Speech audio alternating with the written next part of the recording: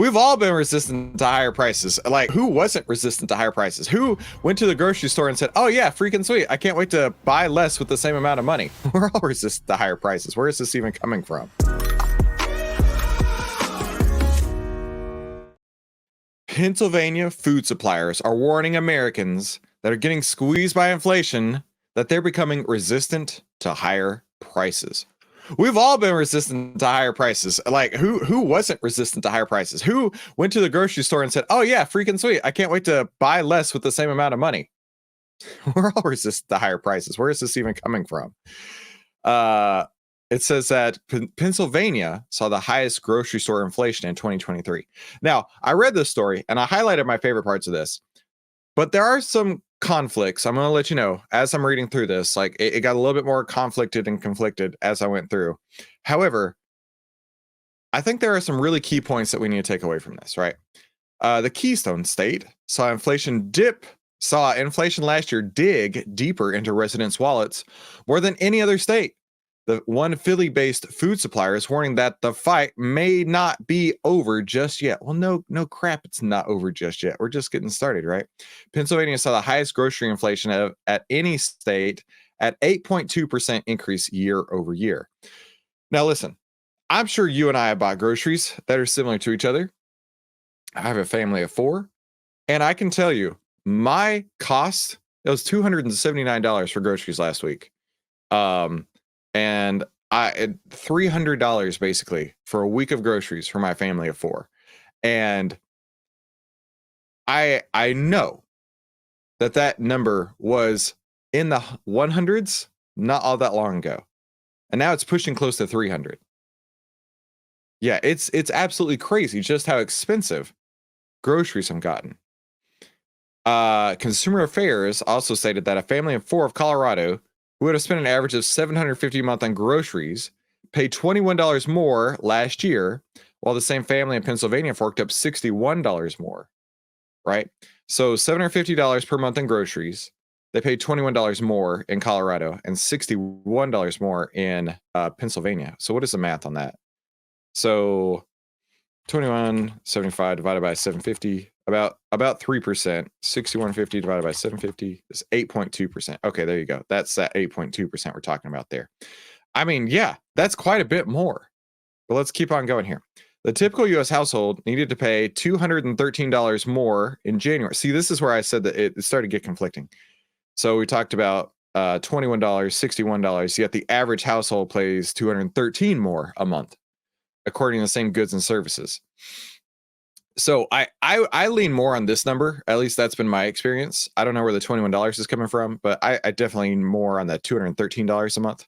Americans are now paying $605 more each month. Wait a minute. Okay, so that's what I'm saying here. We went from 21 to 61 to 213, and now it says compared to $605 more. Okay, granted, the point is we're paying all a crap ton more money. Yeah, that's where I'm going with that, right? We're all paying significantly more for groceries these days, and that is without a doubt. You can't tell me otherwise, right? But here's where it gets a little bit hilarious.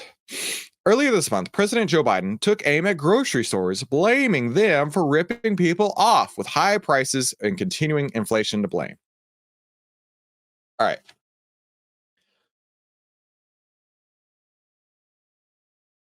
Joe Biden saying that it's the grocery stores who have turned into Scrooge McDuck, swimming through their gold coins, saying that the grocery stores are the problem, is the most childish, asinine, uninformed, and just outright stupid idea of what is actually happening.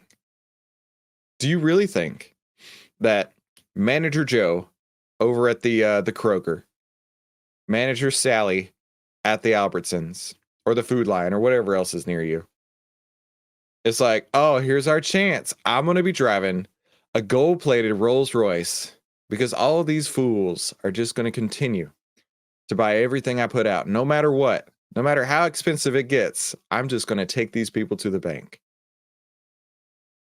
Does he really think that is the case?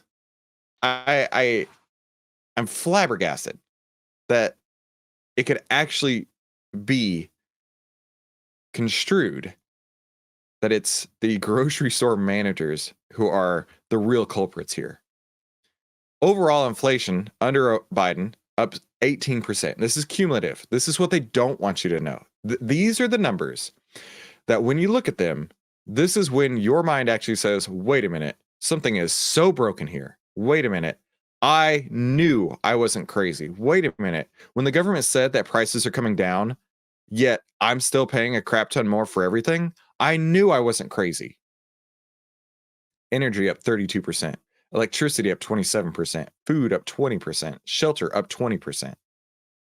Inflation is coming down. It's now lower in America than any other major economy in the world. And that may be true, right? The rate of inflation may be coming down. The cost of eggs, milk, chicken, gas, and so many other essentials have come down. This is where my brain breaks. This is where I look at somebody like Joe Biden, somebody like the Democrats, and I say, you're lying to us. You're point blank gaslighting us because this is not true. The average inflation, 17.9% cumulative. Okay. Prices have not come down. The rate of inflation has come down. Okay. Let's just do some story time with Chris. Okay. Let's do some story time with Chris. Let's do a blank sheet of paper here. Story time with Chris. Right. Here's your inflation numbers, right? You've got, 2%, 3%, whatever over time. And then periodic inflation has spiked up and now it's come back down, right? Periodic inflation looks something like this, where this was that 9% growth that we saw. And yes, it's come back down. Now it's at like 3.4%, I believe, is what I saw last. But here's the thing. If this is zero, at no point in time has it gone below zero. That means at no point in time did prices come down. The cost of eggs, milk, chicken, gas, and so many other essentials have not come down. They have not come down. They are just rising at a slower pace. They're still going up, but they're not going up as fast as they were last year, right? In fact, let's take a look at real inflation real quick. CPI inflation calculator, $100 in 2019. Your groceries were $100 in 2019. Now it's $122. Inflation chart since 2020.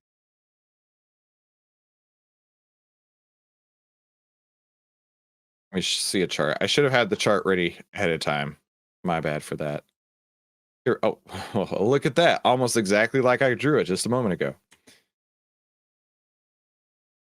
The monthly inflation rate, the red line, never went under zero being down here. And you saw just how high it spiked, and now it's come back down. Prices have not come down. The percentage change is still going up. Your month over month cost is still going up, but it's not going up as fast as it was a year ago. So the politicians are lying to you. For all that we've done to bring prices down, there's still too many corporations in America ripping people off. That's what the president said. Price gouging, junk fees, greedflation, and shrinkflation. No, dude. It was your policies that you put in place. And to gaslight where is this? This is a giant ad. And to gaslight Americans into saying we brought prices down is lying. You've not brought prices down. Not at all. The percent change month over month has slowed down.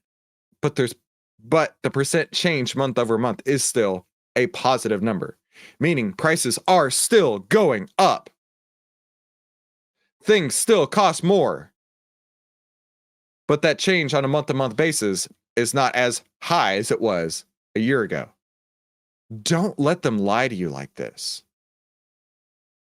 Now, I think that we have actually hit the inflection point.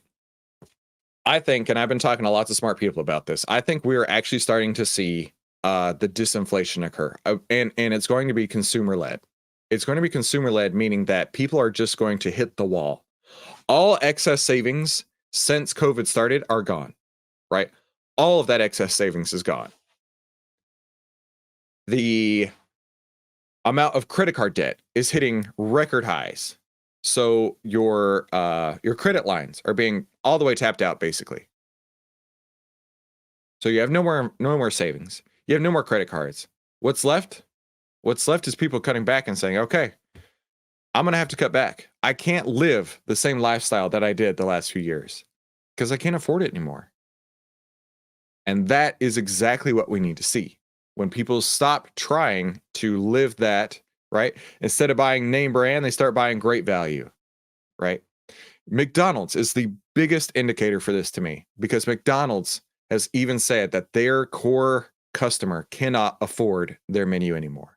Their core low-income customer who relied on going to McDonald's every day to eat for $2 or $3 at a meal, now it's $8 to $10 at a meal, and they said, I'm just going to go somewhere else. We as consumers, we do have the power to make this change. And it's not greedy managers at your local supermarket, but it is all these circumstances worked together. And don't let the politicians try and trick you into thinking prices have come down yet, because they haven't. But I think we are on the precipice of that starting to happen. So let's take a look at the S&P 500, right? Whenever I think of the economy, I always think of the S&P 500. And we actually got a sell signal back on yesterday, in fact, February 20th. Got a sell signal on February 20th. And following these signals, you could have seen a 114.13% return, historically speaking, using these AI signals here from Outlier. So if you want to get your hands on these incredible signals like this one here on the S&P 500, be sure to head to outlierdeal.com. That's OVTLYR deal.com. so that you can see exactly how this works and get your hands on Outlier for one really incredible lifetime deal, which is about to expire very soon. And you don't want to miss out on that while you can. Let's take a look at what the internet's saying about this, right? What food are you not buying anymore because of inflation? Let's take a look here. This person says, I'm not buying fillets. He's not buying frozen pizzas. We had frozen pizza last night at dinner at my house. On busy nights, frozen pizza was a great dinner, great quick dinner for the kiddos. Not only are they overpriced, they're much smaller. So, of course, I need to cook more of them. At that rate, I might as well go to the local pizzeria and get a real pizza. I've stopped going to fast food restaurants, both for the reason of 200% price increases and for what's been shown in videos, what they're doing to their food. Yeah, exactly. We have the power. And it is now our time as consumers to really show that we can make choices, and we can show these corporations, like Joe Biden would say, that we're not going to buy their stuff and that they have to lower the prices in order to keep our dollars. So be sure to click one of these two videos to watch more of Outlier Live. And thank you so much for tuning into today's episode, and I'll see you on the next one. Talk soon.